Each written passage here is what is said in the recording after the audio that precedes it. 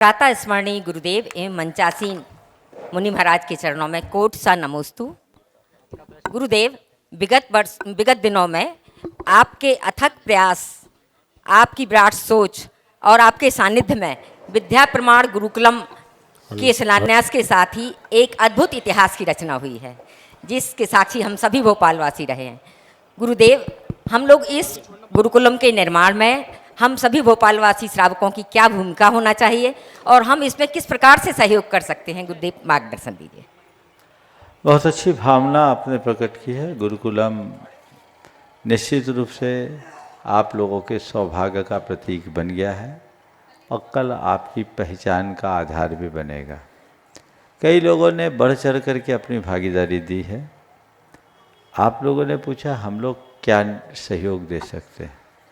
दो ही चीज़ें हैं, दान और योगदान। तन मन धन से आप जो सहयोग दे सके दे। गुरुकुलम में बहुत बड़ा लक्ष्य है। आप लोग, मैं तो चाहूँगा हर परिवार को अपनी शक्ति और श्रद्धा के अनुरूप कुछ भी अंशदान देना चाहिए। मैंने कहा था कि यहाँ नल और नील का भी उतना ही महत्व है जितना कि नन्ही गिलहरियों का। बड़े बड़े लोगों ने अपने अपने स्तर से बहुत बड़ा योगदान दिया है और लगभग सभी प्रकल्पों के लिए एक मजबूत आधार बन गया है।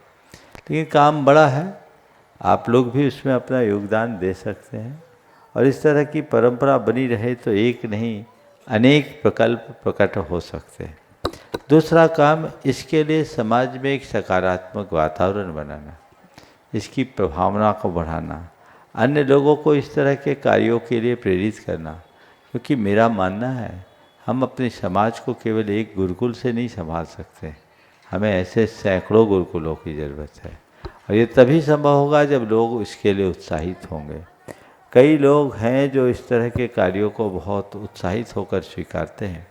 एक सज्जन ने इससे प्रभावित होकर मुझसे कहा, महाराज जी, मैं अपने रिटायरमेंट के बाद अपनी सारी बचत राशि ऐसे ही कार्य में लगाना चाहूँगा, आप जिसके लिए आशीर्वाद दें। एक सकारात्मक प्रेरणा है। उन्होंने कहा हमारे दोनों बच्चे बाहर हैं, मैं किसको दूंगा, बच्चे सब अपने पैरों में खड़े हैं। मैं आप लोगों से भी कहूँगा, अब एक समय था जब संतान को माँ बाप की संपत्ति की ज़रूरत होती थी। अब आपके पैसों की ज़रूरत आपके बच्चों को कतई नहीं है। सब पैरों पर खड़े हैं, वेल सेटल्ड है।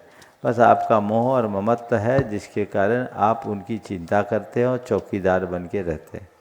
आप देखिए, उनकी अगर ज़रूरत है तो उनको दीजिए, बाकी अपने द्रव्य का सद्व्यय करके धर्म, संस्कृति और समाज के उत्थान के लिए कुछ योगदान दीजिए, जिससे भावी पीढ़ी का संरक्षण हो सके। जी, नमस्ते।